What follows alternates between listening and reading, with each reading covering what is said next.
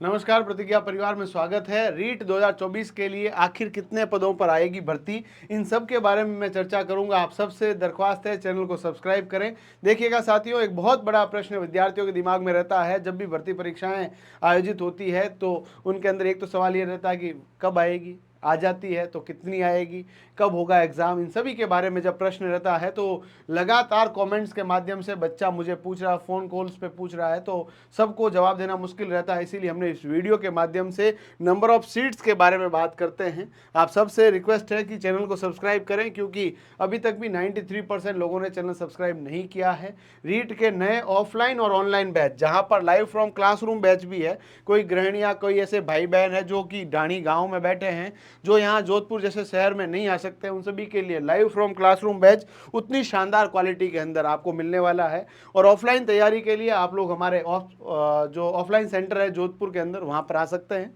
अब यहाँ पर देखा जाए साथियों, शिक्षक भर्ती परीक्षाओं के अंदर सबसे पहली वैकेंसी एक तो होती है असिस्टेंट प्रोफेसर, वो तो कॉलेज लेवल पे है, उनकी तो बात अपन नहीं करते। उसके बाद स्कूल्स के अंदर 3 प्रकार के टीचर होते हैं। एक तो होते हैं ग्रेड फर्स्ट, यानी कि जो ग्रेड फर्स्ट है उनको बोलते हैं लेक्चरर, व्याख्याता। उनकी जो सीटें हैं वो आ गई है, उनकी नोटिफिकेशन आ चुकी है। उसके बाद दूसरे होते हैं सीनियर सेकेंडरी टीचर, जिन्हें सीनियर टीचर्स या वरिष्ठ अध्यापक के नाम पर जानते हैं। उनको 10 तक का पढ़ाने का अनुभव रहता है, 10 तक उनको पढ़ाना होता है। उनके लिए जो सीटें हैं उनकी संख्या अभी बताई जा रही है, जो कि बहुत कम बताई जा रही है। डीपीसी के अंदर ऐसी बात आई है, कुछ सूत्रों से माध्यम से सवाल आए हैं।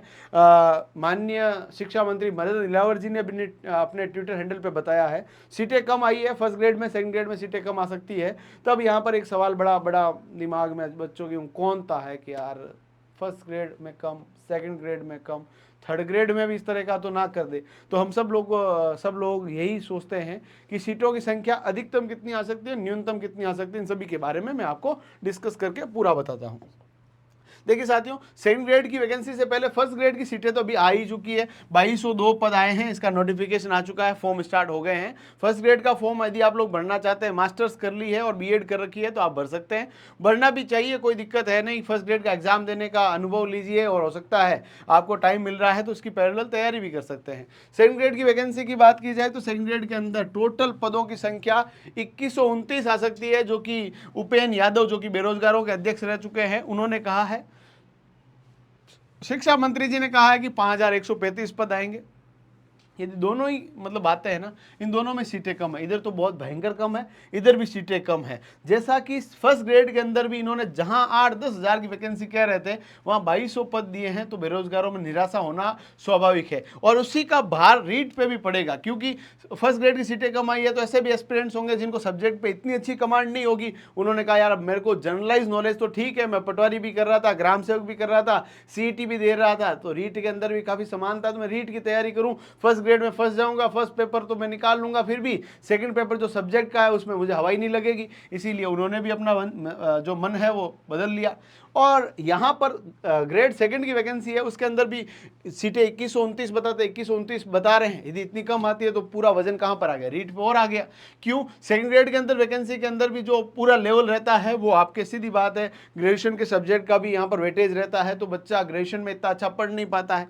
रीट के अंदर क्या है, 10 तक का लेवल रहता है, 10 तक का लेवल हर भर्ती परीक्षा में राजस्थान के अंदर रहता है। तो वो कहता है एक ही तीर से कई निशान लगूंगा, वीडियो, पटवारी, जेल प्रहरी, कांस्टेबल, सीईटी, इन सब भर्ती परीक्षाओं का सिलेबस और रीट के सिलेबस में काफी समानता है। पूरी समानता नहीं है पर कुछ चीजें समान है, तो वो सोचता है कि यार सेकंड ग्रेड की, फर्स्ट ग्रेड की तैयारी में क्यों फंसूं, मैं तो थर्ड ग्रेड की तैयारी करूंगा, रीट के ऊपर फोकस करूंगा, रीट के ऊपर सिलेक्शन लूंगा। तो यहां पर ये सबसे बड़ी दुविधा रह जाती है कि यदि सीटों की संख्या फर्स्ट ग्रेड और सेकंड ग्रेड में कम आती है तो इसका कंपटीशन का जो भार है वो भी थर्ड ग्रेड पे पड़ता है, ग्रेड थर्ड पे पड़ता है। तो यहां पर सीटों की संख्या के अंदर सबसे बड़ा पेंच फंस रहा है डीपीसी। सर ये डीपीसी क्या है? तो हमारे यहाँ पर शिक्षा विभाग के अंदर लगातार प्रमोशंस होते हैं। इन प्रमोशंस के अंदर अभी कुछ ऐसी न्यायिक प्रक्रिया, कुछ अटकलें आ गई है, जिसके कारण ये मामला विचाराधीन है और राज्य सरकार इन प्रमोशंस को कंप्लीशन की तरफ ले जा नहीं पा रही है। इसके कारण बच्चा क्या हो रहा है कि यहाँ पर नंबर ऑफ सीट्स, क्योंकि वैकेंसी कम दिख रही है, पूरी वैकेंसी के ऊपर पूरी सीटें कभी भी सरकार नहीं निकालती है, उनमें से कम 500 हज़ार, या आप मानकर चलें कि मतलब मान लीजिए 10,000 सीटें हैं तो वो करीबन 7,000 तक वैकेंसी निकालती है, 2,000-3,000 रिजर्व रखती है। इस तरह की यहाँ पर चीज़ें रहती है। सेकंड ग्रेड की बहुत सीटें खाली है, फर्स्ट ग्रेड की बहुत सारी सीटें खाली है, और मैंने पूरे वीडियो के माध्यम से, पिछले वीडियो के अंदर यदि आपने देखा है तो मैंने आपको बताया है कितनी सारी सीटें खाली है। अब यहाँ पर दिक्कत क्या है, थर्ड ग्रेड जो लगे हुए हैं ना, उनको प्रमोट करके ग्रेड सेकंड में जब उनको प्रमोट करेंगे तो ग्रेड थर्ड की और सीटें खाली हो जाएगी, पहले से सीटें खाली है। तो अब यदि ये डीपीसी नहीं होती है तो करीबन आपको 20,000 की वैकेंसी देखने को मिलेगी, परंतु डीपीसी हो जाती है 31 मार्च 2025 को। बहुत सारे जो टीचर्स है वो रिटायर्ड भी होंगे, उन सभी की सीटों को भी यदि वो इंक्लूड करते हैं और ये सोचते हैं कि हम अर्थना आरएसएसबी के पास बाद में भेजेंगे, तो इनकी सीटों की संख्या 35,000 के आसपास भी आ जाती है।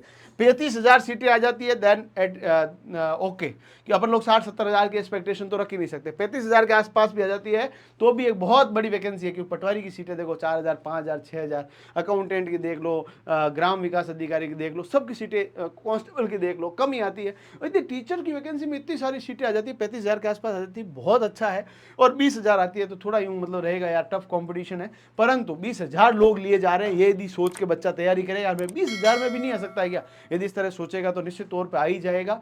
ये आपको ध्यान रखना है कि मन के हारे हार, मन के जीते जीत। यदि आपने ठान लिया कि मुझे इस भर्ती परीक्षा के अंदर सफल होना है, इस दुनिया की कोई ताकत आपको रोक नहीं सकती है, और आपके पैर में चुहा हुआ कांटा ही आपको एक बहुत बड़ी समस्या जैसा लग रहा है, तब वहां पर मनोदृष्टि को बदलने की जरूरत है। तो अपन लोगों को ये सोचना है कि सीटों की संख्या भले 20,000 आए या 35,000 आए, अपन को अपनी तैयारी के अंदर अभी से फोकस्ड होना है, क्योंकि रीट अभी पात्रता परीक्षा का तो आयोजन होना है।